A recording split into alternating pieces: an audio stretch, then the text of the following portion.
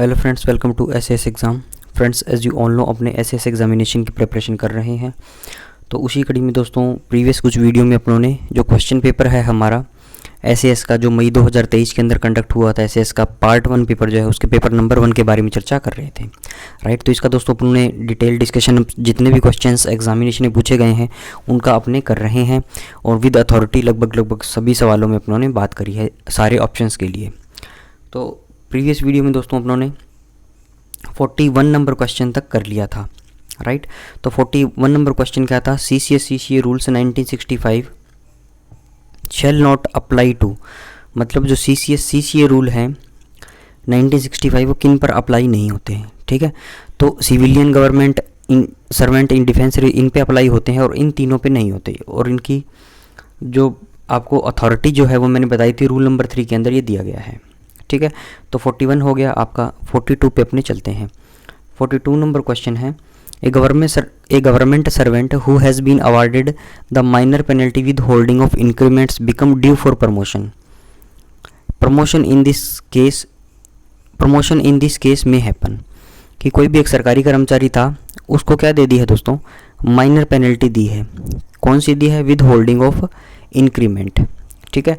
तो minor penalty में दोस्तों जब जाके आप देखोगे किताब के अंदर, तो देखोगे कि उसमें अंदर विद होल्डिंग ऑफ इंक्रीमेंट जो है एक माइनर पेनल्टी है आपकी। तो फ्रेंड्स, रूल नंबर 11 जो है आपका CCA रूल्स, जो आपकी किताब है CCA रूल्स 1965 का रूल नंबर 11 जो है उसके अंदर पेनल्टी दी गई है। तो रूल नंबर 11 के अंदर दोस्तों साफ साफ दिया हुआ है, एक तो सेंश्योर आपकी माइनर पेनल्टी है, दूसरा दोस्तों विद होल्डिंग ऑफ प्रमोशन, वो आपका क्या है? एक माइनर पेनल्टी है। तीसरा दोस्तों रिकवरी फ्रॉम पे, ठीक है, ये है आपका। और तीसरे का एक और हिस्सा है कि लोअर स्टेज के अंदर आपको करना, ठीक है। और दोस्तों चौथी जो पेनल्टी है माइनर पेनल्टी, वो with holding of increments of पे है, ठीक है। तो with holding of increments of पे एक माइनर पेनल्टी है। ये सारी चीज़ें दोस्तों अपनों ने जो CCA रूल्स जो है इसका अलग से टॉपिक डिस्कस किया हुआ है। सारे दोस्तों जितने भी पेपर 1 हैं उसके लगभग टॉपिक जो हैं अपनों ने, उसकी अलग से प्लेलिस्ट बनी हुई है, सबकी आप टॉपिक वाइज जाके देख सकते हो। इन सब की PDF चाहिए तो आप PDF एसएस एग्जाम ज्वाइन कर सकते हो टेलीग्राम पे। तो इसके अंदर देखते हैं अपने विद होल्डिंग ऑफ इंक्रीमेंट आप पे माइनर पेनल्टी लग गई, ठीक है। इसी बीच दोस्तों क्या है, आपका प्रमोशन आ गया, ठीक है। मान लो कि मेरे को जो है किसी एक्स बंदे को विद होल्डिंग ऑफ इंक्रीमेंट की पेनल्टी जो है अक्टूबर 2023 में लग गई, ठीक है, कि उसका इंक्रीमेंट जो है आपको रोकना है, राइट, जो कि 1 जनवरी को ड्यू था मान लो, राइट। इसी बीच दोस्तों क्या है, इसका मान लो दिसंबर में प्रमोशन हो गया, ठीक है, मतलब जनवरी में इसका इंक्रीमेंट आने वाला था, ठीक है, अक्टूबर में इसमें पेनल्टी लग गई और दिसंबर में इसका कोई प्रमोशन भी आने वाला था, उसका पार्ट 2 ऑर्डर वगैरह हो गया, राइट। तो इस केस के अंदर दोस्तों क्या होगा, कौन सी बातें सही है ये बोल रहा है। तो only after the expiry of the period of penalty, तो क्या ये बात सही है? तो दोस्तों जो पेनल्टी लगी है वो लगी है विद होल्डिंग ऑफ इंक्रीमेंट की, ना कि विद होल्डिंग ऑफ प्रमोशन की, ठीक है। तो ये बात तो गलत है। भले ही उसको इंक्रीमेंट आप मत दो, लेकिन प्रमोशन तो आप दे ही सकते हो, क्योंकि पेनल्टी जो है विद होल्डिंग ऑफ इंक्रीमेंट की है, ना कि विद होल्डिंग ऑफ प्रमोशन की, ठीक है। अगला देखते हैं 2 नंबर ऑप्शन में क्या बोला गया है। 2 नंबर ऑप्शन में देखिए दोस्तों, promotion can happen when due as the said penalty is only a minor penalty. तो दोस्तों ये बात भी गलत है, यहाँ पे ये बात गलत है कि प्रमोशन हो सकता है। इसने ये बोला हुआ बी ऑप्शन में, दोबारा सुनिए, ये बी ऑप्शन में ये बोला हुआ है कि प्रमोशन हो सकता है, क्यों? क्योंकि जो पेनल्टी है वो माइनर पेनल्टी है। तो ये बात गलत है दोस्तों, क्योंकि जो प्रमोशन को विद होल्ड करने वाली पेनल्टी है वो भी तो माइनर पेनल्टी ही है, ठीक है। तो ये ऑप्शन भी क्या है, नहीं हो सकता, राइट। तो यहाँ पे ये लिखता कि promotion can happen when due as the said penalty is with holding of increments, not the with holding of promotion, ठीक है। क्योंकि विद होल्डिंग ऑफ प्रमोशन जो है वो भी क्या है, एक माइनर पेनल्टी के अंदर ही आता है। तो प्रमोशन रुक सकता है जब माइनर पेनल्टी होती है तो, ठीक है। सी देखते हैं, तो promotions are not affected by penalty, ये बात भी गलत है। प्रमोशन इफेक्ट होते हैं, बिल्कुल होते हैं पेनल्टी से। अगर आप माइनर पेनल्टी लगाओ रूल नंबर 11 की 2 नंबर पॉइंट आप देखोगे किताब में जाके, तो आपको दिखेगा विद होल्डिंग ऑफ प्रमोशन, ठीक है। तो वो लगाओगे तो आपका प्रमोशन नहीं होगा, तो ये बात भी गलत है। तो हमारा आंसर दोस्तों कितना हो जाएगा? None of the option is correct, right. आपका आंसर दोस्तों कितना हो जाएगा, none of the option is correct आपका आंसर हो जाएगा। लेकिन दोस्तों एक डाउट ये भी आ सकता है, किसी को लगेगा कि भाई बी ऑप्शन भी सही हो सकता है, राइट। तो दोस्तों वो अब ऑफिशियल जब की आ जाएगी तो हम देखेंगे इसमें बी ऑप्शन लिया है या इन्होंने डी ऑप्शन लिया है। बाकी डी होना चाहिए, क्योंकि अगर यहाँ पे कोई मिस प्रिंट है या कुछ इसका कुछ और इंटरप्रिटेशन इन्होंने किया है तो बी आंसर भी हो सकता है, क्योंकि ये लिख सकते हैं promotion can happen when due at the said penalty is minor penalty. Minor penalty मतलब क्या है, विद होल्डिंग ऑफ इंक्रीमेंट है, ना कि प्रमोशन वाली है। तो बी और डी इसके अंदर आंसर हो सकते हैं, ठीक है। बाकी ज़्यादा करेक्ट आप मानो तो आपका ज़्यादा करेक्ट आंसर जो है वो आपका डी होगा, ठीक है, ना कि बी होगा, राइट। तो ये हुआ आपका क्वेश्चन नंबर 42।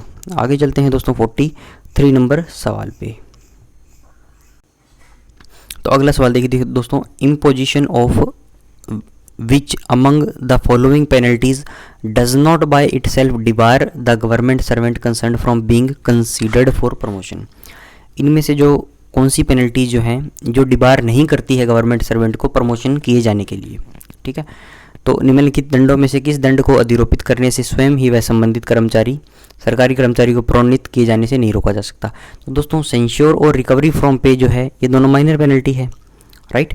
तो इन दोनों से ही दोस्तों क्या है, प्रमोशन पे कुछ प्रभाव इसका नहीं पड़ेगा, ठीक है। सेंश्योर क्या है दोस्तों, एक फॉर्मल पनिशमेंट है।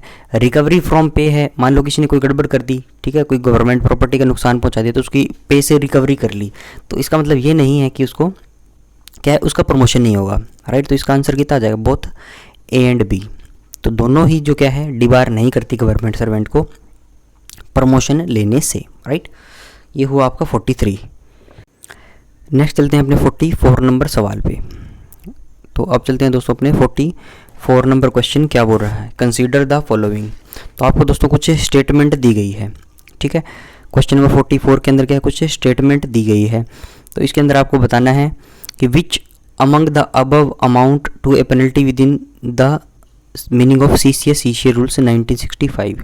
उपयुक्त में से कौन सा दंड CCS नियमावली 1965 के अंतर्गत एक दंड आता है, मतलब कौन सी पेनल्टी है ये इसने बताया गया है, ठीक है। तो पहला अपने देखते हैं दोस्तों, with holding of increment of pay, with holding of increment of pay of a government servant for his failure to pass any departmental examination in accordance with the rules or orders governing the service to which he belongs or post which he holds or the terms of his appointment।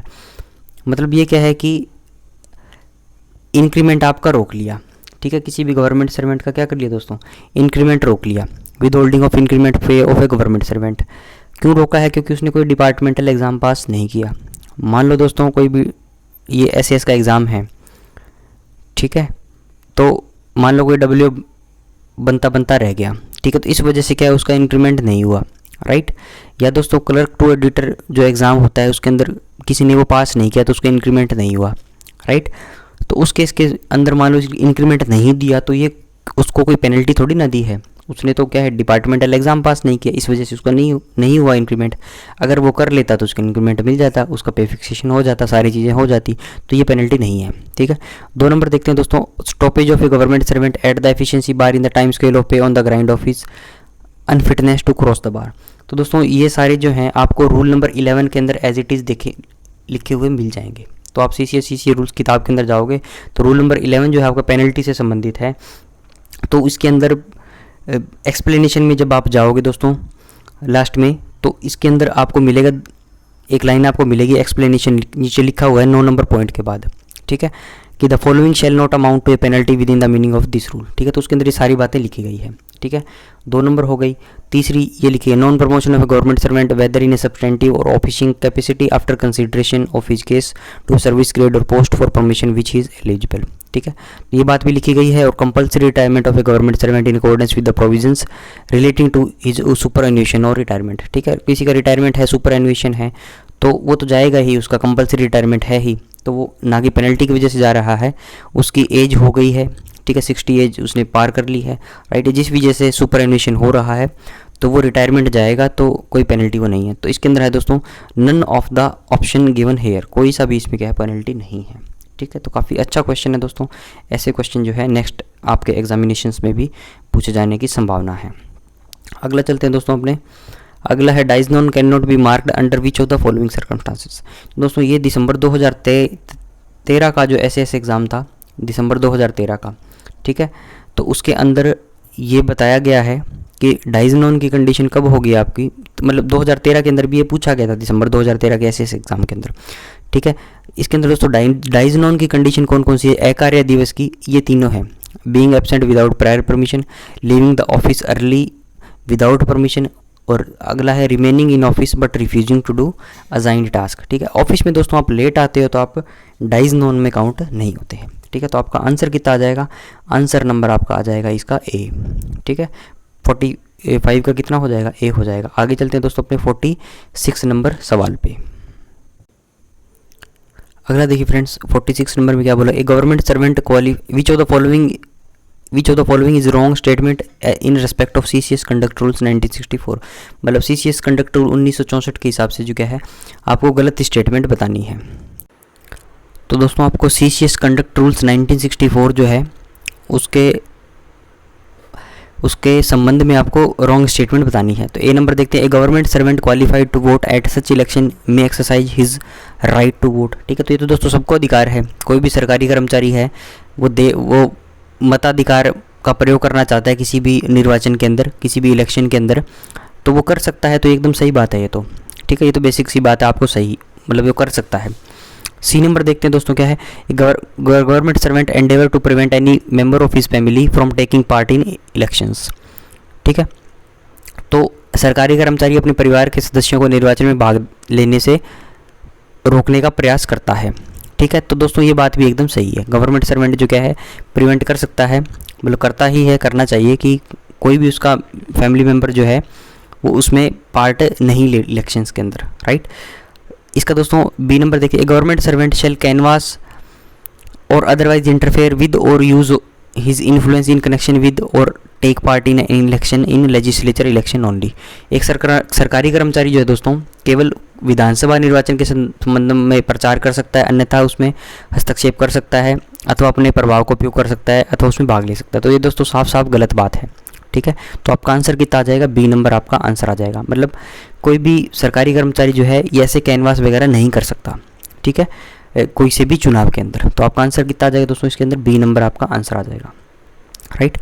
47 number पे चलते हैं।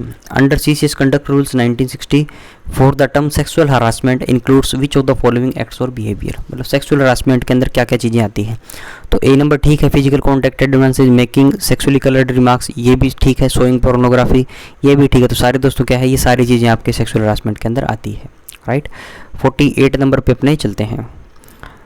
Identify the order against which no appeal lies as per CCA rules 1965, ठीक है। तो ऐसे कोई दोस्तों order हो जाएं, किन के ऑर्डर हो जाएं जिनके खिलाफ के आप अपील कर ही नहीं सको, ठीक है।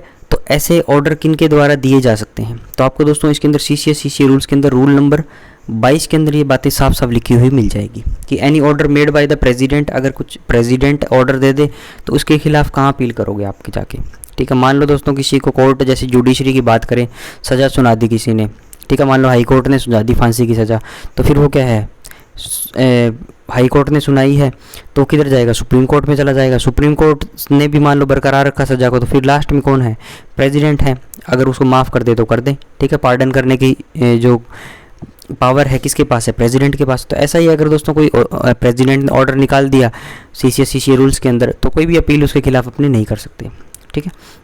अगला चलते हैं, any order passed by an inquiring authority in the course of an inquiry under rule 14 of CCA rules, ठीक है। तो दोस्तों रूल नंबर 14 जो है, इसमें अगर कोई भी इंक्वायरिंग अथॉरिटी कोई भी अपना निर्णय दे देती है, कोई भी ऑर्डर निकाल देती है, तो उसके खिलाफ भी आप किसी भी प्रकार की क्या है अपील नहीं कर सकते। ये बातें भी दोस्तों क्या है आपके रूल नंबर 22 के अंदर लिखी गई है, ठीक है। और दोस्तों रूल नंबर 22 के अंदर ये बात लिखी गई है कि कोई भी अथॉरिटी अगर रूल 14 के अंदर कोई भी ऑर्डर देती है, तो रूल नंबर 14 है दोस्तों जो मेजर पेनल्टी से संबंधित है, ठीक है।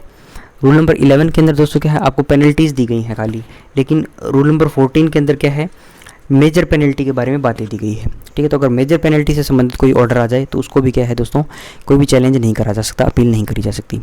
Appeal can be made against any order, ये तो गलत बात है अगर ये दोनों सही हो गए तो, ठीक है, both A and B option are correct. तो ये आपका आंसर आ जाएगा डी नंबर, कि पहला और दूसरा क्या है, दोनों ही सही हैं। ठीक है, 49 नंबर पे अपने चलते हैं।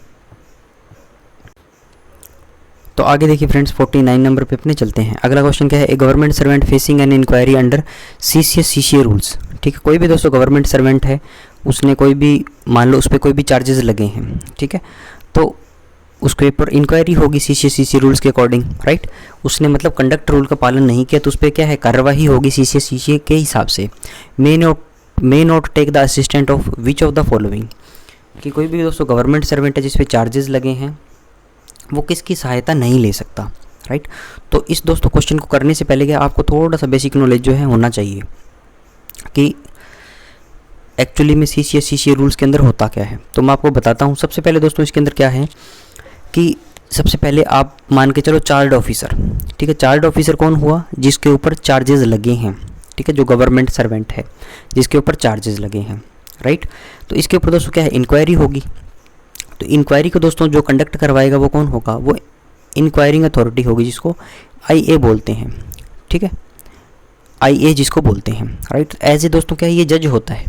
जैसे कोर्ट के अंदर अपने जाएँ तो ये एज ए क्या है, ये जज है, राइट। इसके सामने दोस्तों क्या है, एक चार्ज ऑफिसर है जो कटघरे में खड़ा है। और दोस्तों इस चार्ज ऑफिसर की सहायता के लिए कुछ भी असिस्टेंस चाहिए तो वो क्या होगा, इसका असिस्टेंस होगा। मान लो उसको बोल सकते हैं कि इसकी सहायता करने के लिए या तो चार्ज ऑफिसर दोस्तों खुद केस लड़ ले, ठीक है, ये को बोले मुझे किसी की सहायता नहीं है, या क्या करे, ये किसी की हेल्प ले, ठीक है। तो उस हेल्प किस बंदे की ले सकता है, ये उसी की बात कर रहा है कि ये इन चारों में से किसकी हेल्प ले सकता है, ठीक है, राइट। कि मतलब रूल्स में तो मतलब किसकी हेल्प ले सकता है, अगर ये पता होगा तो आप ये पता लगा सकते हो कि किसकी नहीं ले सकता, राइट। तो दोस्तों आईए हो गया, इंक्वायरिंग अथॉरिटी होगी, ये जो हो गया आपका चार्ज ऑफिसर। और दोस्तों जो सरकार की तरफ से एक होता है ना विपक्षी, जो चार्ज ऑफिसर पे जो चार्ज साबित करेगा वो कौन होगा, आपका प्रेजेंटिंग ऑफिसर होगा, पीओ होगा, ठीक है। वो कौन होगा, वो सरकारी हो, सरकारी मान लो उसको बंदे को, ठीक है। तो दोस्तों इसके अंदर एक कंडीशन है, चार्ज ऑफिसर जो है किसी बंदे की सहायता ले रहा है, असिस्टेंस ले रहा है, तो any government servant at the station where the inquiry is held, तो उस स्टेशन पे जहाँ पे इंक्वायरी हो रही है वहाँ पर किसी भी गवर्नमेंट सर्वेंट को एज ए असिस्टेंस वो ला सकता है, ठीक है। तो एकदम सही बात है, यहाँ पे बी ऑप्शन वाला बंदा आ सकता है, ठीक है। सी नंबर देखते हैं, ए रिटायर्ड गवर्नमेंट सर्वेंट, ठीक है। तो दोस्तों कोई भी रिटायर्ड गवर्नमेंट सर्वेंट है वो भी एज ए इसकी हेल्प करने के लिए आ सकता है। डी नंबर है दोस्तों, any government servant at any other station if enquiring officer permit. अगर दोस्तों इंक्वायरिंग अथॉरिटी जो है, इंक्वायरी ऑफिसर जो है वो परमिट करता है तो कोई और स्टेशन का गवर्नमेंट सर्वेंट भी इधर आ सकता है। मतलब बी सी डी जो है इधर फिट हो जाएंगे, राइट। लेकिन दोस्तों जो ए है वकील, वो तभी आएगा यहाँ पर जब प्रेजेंटिंग ऑफिसर जो क्या है वो खुद एक वकील होगा, लॉयर होगा, कानून का जानकार होगा, ठीक है। तो इसके लिए दोस्तों क्या है, एक कंडीशन है, राइट। तो वकील के लिए दोस्तों कंडीशन है, इनके लिए जो कंडीशन थी इन्होंने ऑलरेडी दे दी। जैसे इसके लिए एक कंडीशन थी, कोई अदर स्टेशन का आएगा तो इंक्वायरी ऑफिसर परमिट करेगा, तो ये बात सही है। तो हमारी दोस्तों कौन सी बात गलत हो गई, ए नंबर वकील वाली बात गलत हो गई, राइट। बाकी दोस्तों इनकी अथॉरिटी देखनी है तो आपको बी की जो अथॉरिटी है वो मिल जाएगी। जो बी है आपका, इसकी अथॉरिटी आपको मिल जाएगी 14 सेक्शन 14 का 8 का ए, ठीक है, 14 का सबसेक्शन 8 और फिर उसका ए पार्ट। सी की दोस्तों क्या है, 14 का 8 का बी में आपको मिल जाएगा, और सी का दोस्तों 14 का 8 का ए। इसके अंदर दोस्तों जो प्रोवाइडेड वाला पैरा है देखोगे आप 14 के 8 के ए के अंदर, तो आपको ये बातें मिलेगी, ठीक है। तो ये हो गया दोस्तों आपका आंसर नंबर कितना हो जाएगा, 49 का ए आ जाएगा। कि लॉयर जब भी हो सकता है कि चार्ज ऑफिसर लॉयर की तभी सहायता ले सकता है जब प्रेजेंटिंग ऑफिसर जो क्या है वो खुद एक लॉयर हो। अगर इधर कंडीशन दे देता कि ए लॉयर आ सकता है और ब्रैकेट में लिख देता कि जब प्रेजेंटिंग ऑफिसर एक लॉयर हो, ठीक है, या वकील हो, तो तब ये ऑप्शन जो है आपका ए भी सही हो जाता, राइट। तो आगे चलते हैं अपने 49 समझ में आया आपको। 50 नंबर पे चलते हैं दोस्तों। विच among the following actions by the government servants amount to misconduct within the meaning of CCS conduct rules 1964, ठीक है। तो इसमें देखते हैं दोस्तों अपने, तो 50 नंबर में दोस्तों क्या बोला गया है कि which among the following actions by the government servant amounts to misconduct within the meaning of CCS conduct rule. मतलब ऐसी कौन सा काम करके कोई भी सरकारी कर्मचारी जो है वो सीसीएस कंडक्ट रूल का पालन नहीं करता। तो पहला है making normal arrangement during election tours of ministers to enable them to carry out their responsibilities as ministers. मंत्रियों के निर्वाचन दौरे के समय दौरान सामान्य प्रबंध करना ताकि वे मंत्रियों के रूप में अपने दायित्वों का निर्वहन करने में समर्थ हों। ठीक है, तो ये बात दोस्तों एकदम सही है, ये मिसकंडक्ट नहीं है ए नंबर। ठीक है, तो मिसकंडक्ट नहीं है तो ये आपका आंसर नहीं होगा। इसने पूछा कि मिसकंडक्ट कौन सा है। ठीक है, इसकी दोस्तों अथॉरिटी आपको बता दूं तो रूल नंबर 5 में जब आप जाओगे, रूल नंबर 5 में दोस्तों जब जाओगे तो आपको GID नंबर 3 मिलेगा नीचे। ठीक है, GID नंबर 3 के अंदर ही साफ साफ बात बोली गई है। अगला दोस्तों बी भी है, ये भी रूल नंबर 5 में GID नंबर 3 में ये बोला हुआ है। ठीक है, इसमें दोस्तों क्या बोला गया है, इसने arrangements by the district officer for affording normal courtesies and security to ministers on their visits connected with election campaign.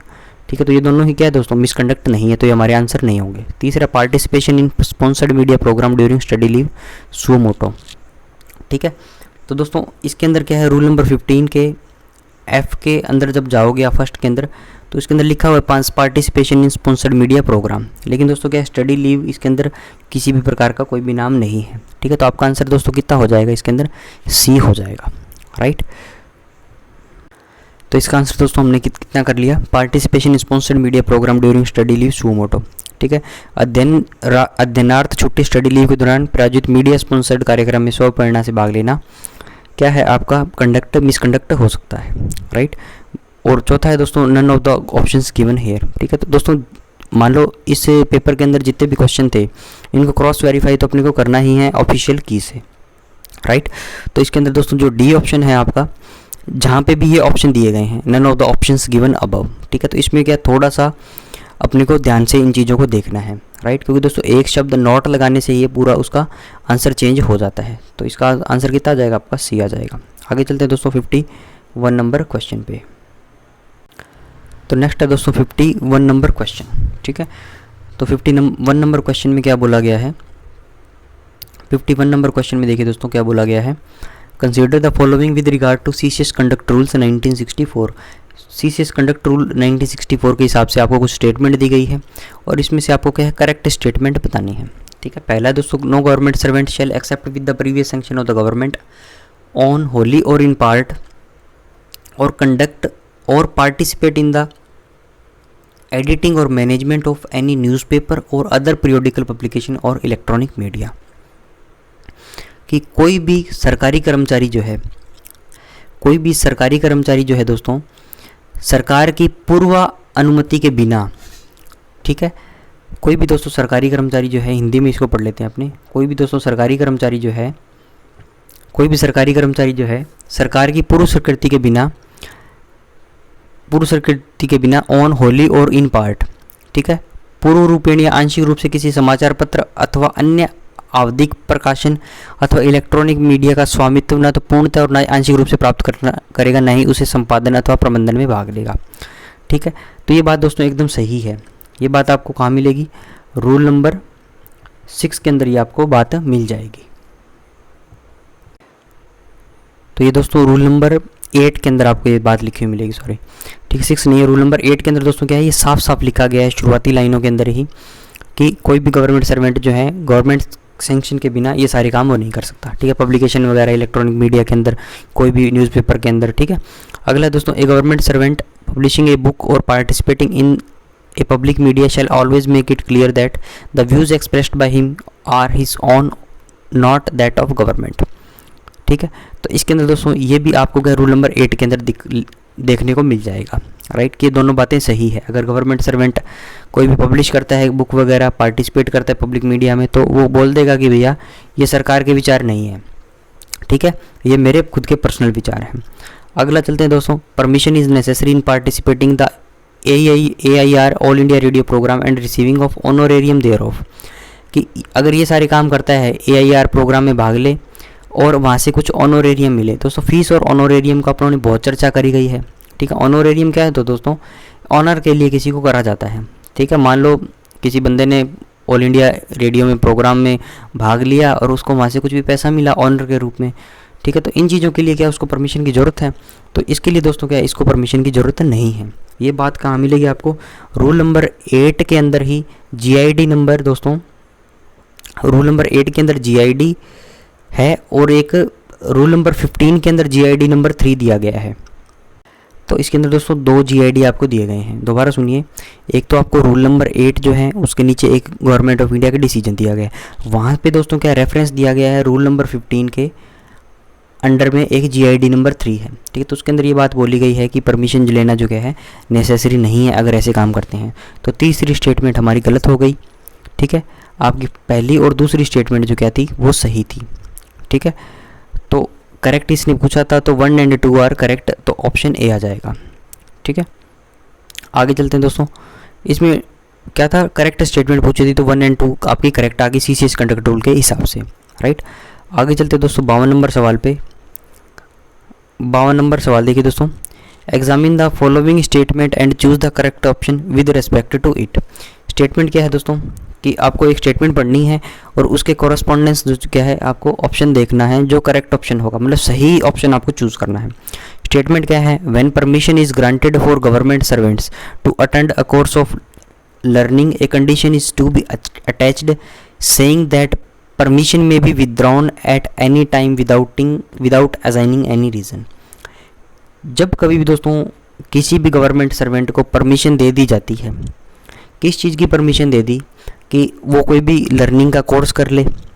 ठीक है, कोई भी दोस्तों गवर्नमेंट सर्वेंट ने क्या मांगा कि मैं कोई भी कोर्स लर्न करना चाहता हूँ। ठीक है, मान लो कोई भी कंप्यूटर का कोर्स था, कोई भी एनीथिंग कोर्स था, तो गवर्नमेंट ने क्या है उसको, डिपार्टमेंट ने क्या है उसको परमिशन दे दी, लेकिन एक कंडीशन वो अटैच करके देते हैं कि आप की जो परमिशन है उसको कब भी विड्रॉ किया जा सकता है और हम बिना कोई रीज़न दिए वो सारी चीज़ें आपसे ले लेंगे।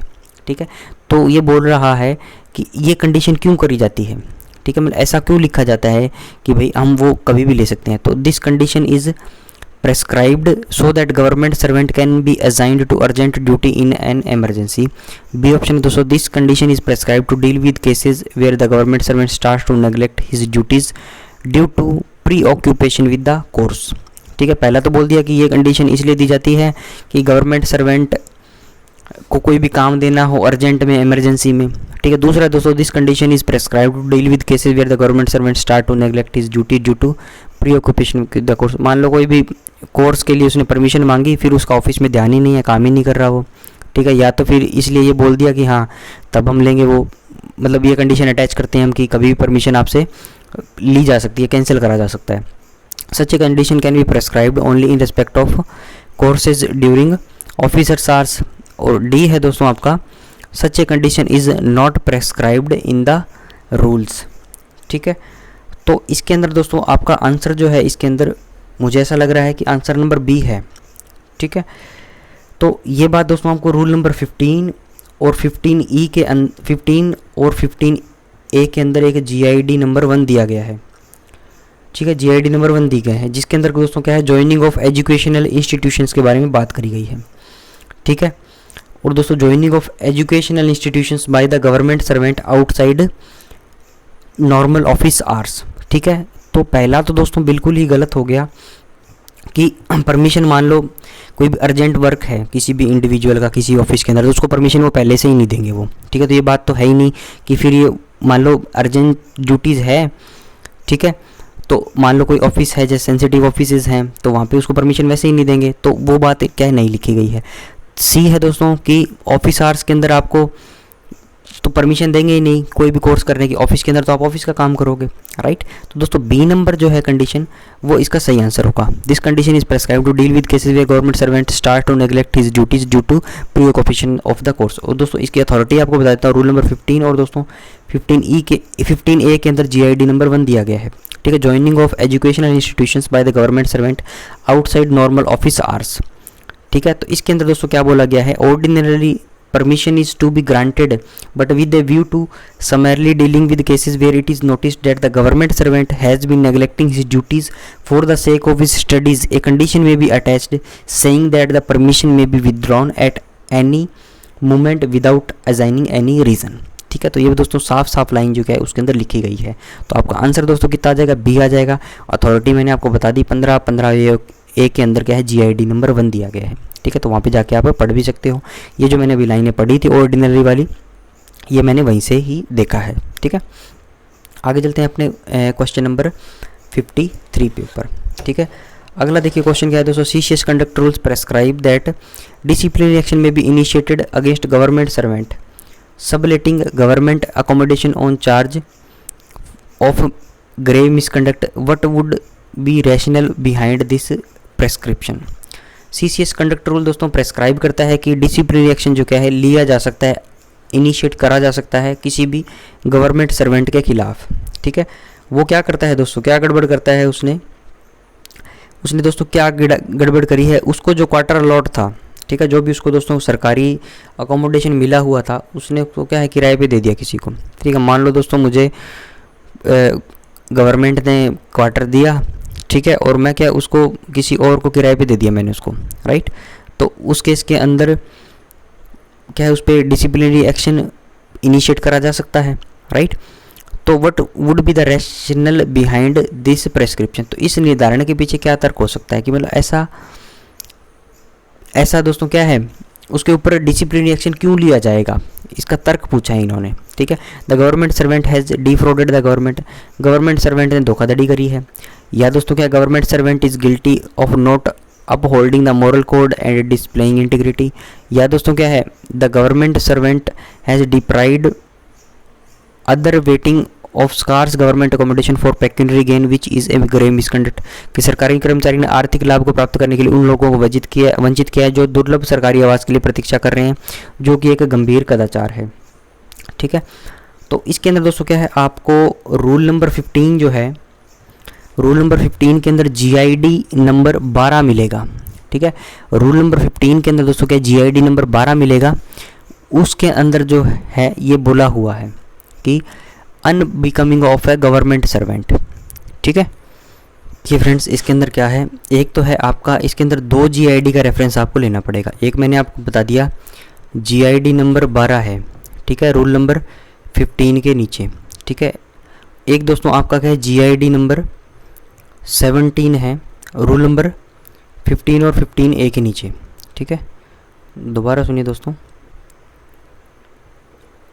एक तो है आपका रूल नंबर 15, ठीक है, रूल नंबर 15 जो है आपका उसके नीचे एक GID है, उसके नीचे दोस्तों क्या है आपका GID है GID नंबर 12, एक है आपका रूल नंबर 15 और 15A के नीचे 15A और है बाद में उसके अंदर GID नंबर 17।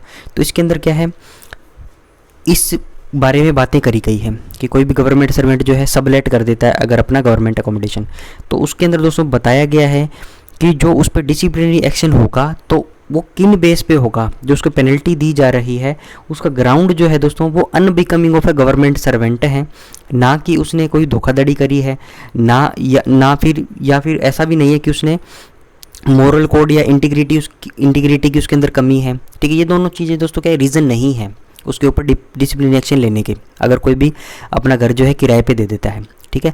लेकिन दोस्तों जो C नंबर पॉइंट जो है वो GID नंबर 17 के अंदर लिखा गया है, GID नंबर 17 के अंदर क्या है ये बात लिखी गई है, ठीक है। पेज नंबर 195 पे है, आपको बता दूं अगर मेरे वाली किताब भी आपके पास है तो रूल नंबर 15 और 15A के नीचे GID नंबर 17 है, पेज नंबर 195 पे ये बात लिखी गई है कि कोई भी गवर्नमेंट सर्वेंट जो है उसने डिप्राइव किया है दूसरे लोगों को अपने से कुछ छोटे मोटे फायदे के लिए, ठीक है। तो इसका आंसर दोस्तों कितना हो जाएगा, मेरे हिसाब से इसका आंसर आ जाएगा C नंबर, राइट। अगले चलते हैं दोस्तों अपने 54 नंबर पे, rule 18 of the CCS conduct rules deal with movable and immovable property of a government servant, which of the following is not prescribed under this rule, कि rule 18 जो है आपका CCS कंडक्ट रूल्स का वो करता है movable और immovable property के बारे में बात करता है गवर्नमेंट सर्वेंट की, तो इसके अंदर कौन सा रूल जो है प्रेस्क्राइब नहीं है।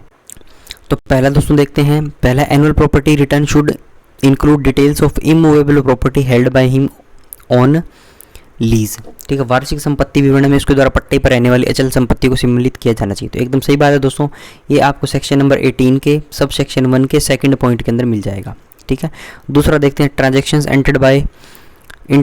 entered into by the spouse of a government servant from on funds need not be reported, ठीक है। तो ये बात भी दोस्तों क्या है सही है, ये आपको मिलेगी रूल नंबर 18 में आप जाओगे तो उसके अंदर GID नंबर जो है आपको 26 देखने को मिलेगा, ठीक है।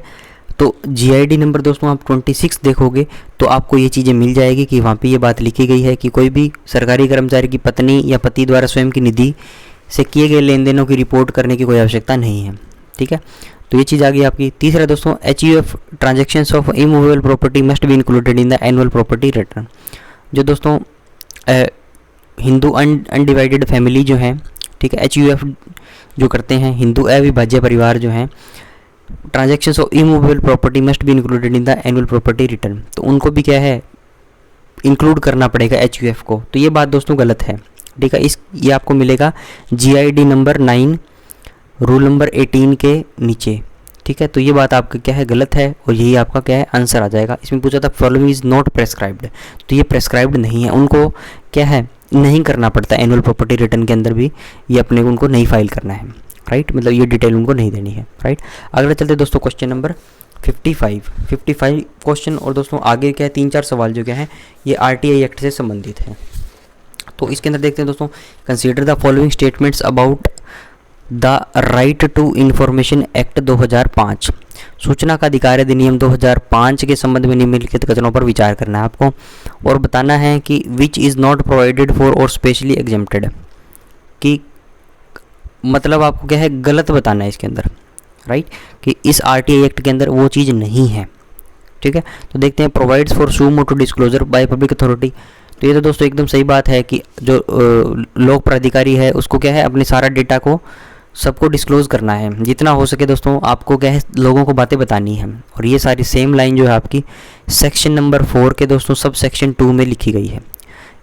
सेक्शन नंबर 4 के सब सेक्शन 2 के अंदर ये बात लिखी गई है। दूसरा चलते हैं दोस्तों, an applicant making request for information will have to give reasons for seeking information.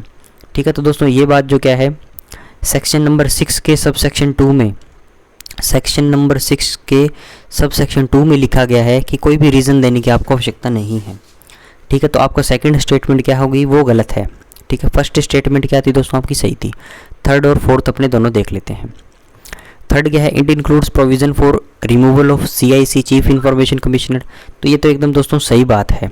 ठीक है, सेक्शन नंबर 14 जो है आपका इसी को प्योरली डेडिकेटेड है कि जो CIC जो है उसको कैसे आपको रिमूव करा जा सकता है। ठीक है, तो ये तो एकदम सही बात है। तीसरा चौथा देखते हैं, every information commissioner shall hold office for a term of 5 years or till the age of 65 whichever is earlier.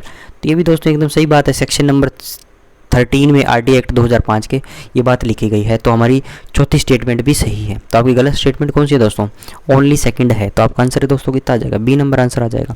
56 number पे चलते हैं अपने 56 देखिए, consider the following statements related to the RTI act 2005। No court shall entertain any suit application और other proceedings in respect of any order made under this act. ठीक है, तो ये बात दोस्तों सही है। सेक्शन नंबर 23 के हिसाब से ये बात सही है कि कोई भी कोर्ट जो क्या है, एंटरटेन नहीं करती किसी भी प्रकार का सूट एप्लीकेशन। इस अधिनियम के अंतर्गत बनाए गए किसी भी आदेश के विरुद्ध कोई भी न्यायालय किसी वाद, प्रार्थनावाद अथवा अन्य कार्रवाइयों पर विचार नहीं करेगा। ठीक है, ये सही है।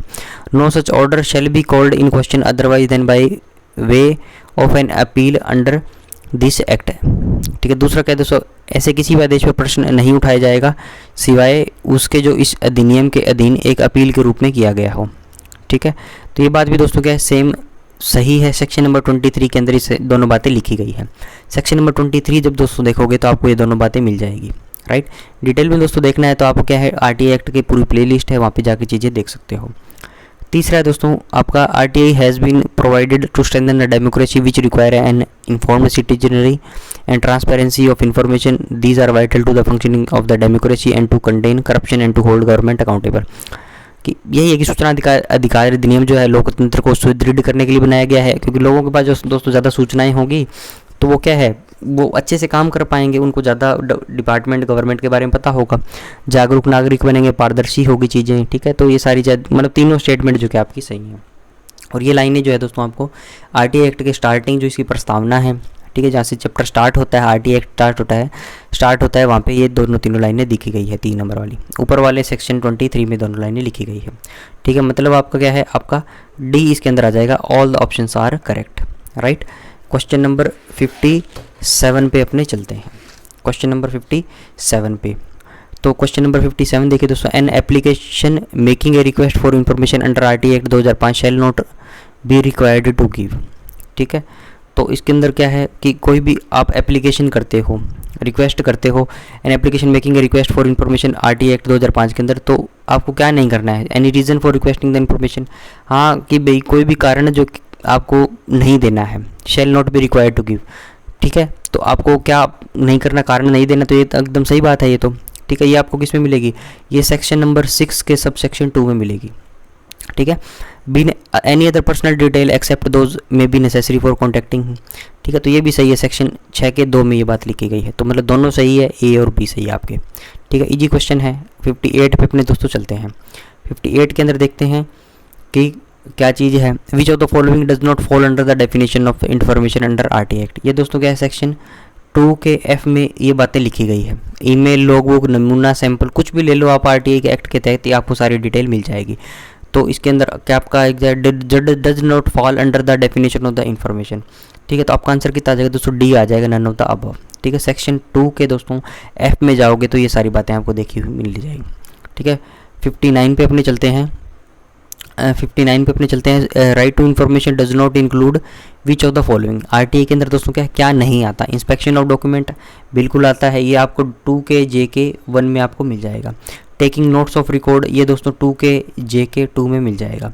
ठीक है, सीकिंग कॉपीज ऑफ डॉक्यूमेंट, ये दोस्तों 2 के सबसेक्शन JK उसके 2 में मिल जाएगा। ठीक है, सब सेक्शन 2 में J पॉइंट पे जाओगे तो 2 नंबर 1 नंबर पे लिखा हुआ, 2 नंबर पे लिखा हुआ, और ये दोस्तों 2 के JK 2 में लिखा हुआ। ठीक है, अब दोस्तों तीसरा क्या है, ये तीनों तो आपके सही हो गए, पहला सही है, दूसरा सही है, तीसरा सही, मतलब डी नंबर सही है, तो गलत कौन सा हुआ, ये taking photos and videos of public building. तो दोस्तों आरटीआई के अंदर क्या ज़रूरत है, taking photos and videos of public building की।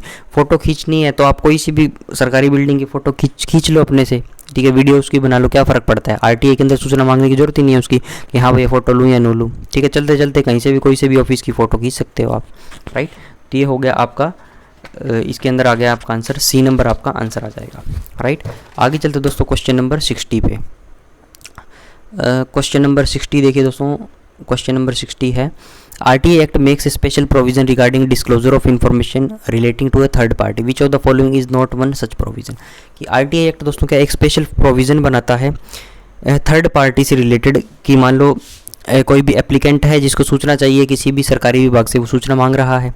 ठीक, किसी भी डिपार्टमेंट से सूचना मांग रहा है कोई भी एक्स बंदा वाई से, वाई डिपार्टमेंट से, तो वाई के अंदर दोस्तों किसी ऐसे बंदे की थर्ड पार्टी की, मतलब सूचना किसी इंडिविजुअल की सूचना इसको देनी है, वो थर्ड पार्टी हो गई। फर्स्ट पार्टी ये, सेकंड ये, थर्ड ये।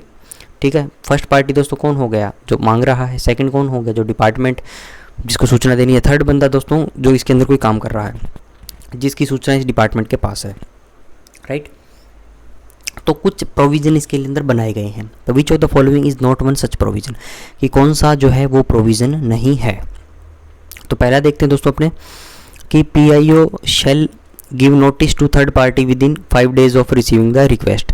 तो ये बात तो दोस्तों एकदम सही है कि जो PIO है आपका, वो क्या करेगा, PIO क्या करता है दोस्तों, जब भी आपके पास थर्ड पार्टी से रिलेटेड, दोबारा सुनिए दोस्तों, ये कोई भी एप्लीकेंट है जो इन्फॉर्मेशन सीकर है एक्स, इसने किसी भी डिपार्टमेंट से ऑफिस, मान लो कोई सूचना चाहिए इसको कोई भी वाई डिपार्टमेंट से, तो हर एक डिपार्टमेंट का दोस्तों क्या है, एक PIO होता है, पब्लिक इन्फॉर्मेशन ऑफिसर, लोक सूचना अधिकारी, ये नियुक्त करके रखते हैं इनको। ठीक है, तो ये सूचना मांगेगा, ये इसके पास जाएगी। तो जब भी दोस्तों थर्ड पार्टी से रिलेटेड सूचना की बात होगी तो PIO क्या करेगा दोस्तों, नोटिस दे देगा थर्ड पार्टी को 5 दिन के भीतर कि हाँ भैया तेरे बारे में सूचना मांगी गई है। ठीक है, या देनी है नहीं देनी है, जो भी है XYZ। ठीक है, तो ये तो दोस्तों एकदम सही बात है, 5 दिन के टाइम के अंदर इसको करनी है। ये बात सेक्शन नंबर 11 के सब सेक्शन 1 में दी गई है। ठीक है, बी नंबर में चलते हैं दोस्तों, क्या है आपका, third party has opportunity to make a representation within 10 days of the receipt of the notice. ठीक है, तो दोस्तों विद इन 10 days जो है थर्ड पार्टी को बोल दिया कि हाँ तो तेरे बारे में सूचना चाहिए, तो वो क्या है, इसके बारे में दोस्तों क्या है, वो रिप्रेजेंट कर सकता है। राइट, तो ये बात भी दोस्तों सही है, सेक्शन नंबर 11 के 2 के अंदर दिया गया है।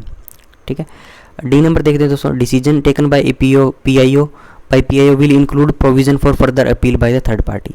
तो ये भी दोस्तों सही है, सेक्शन नंबर 11 के 4 में दिया गया है ये। राइट, तो A, B और D जो है आपकी सही बातें हैं।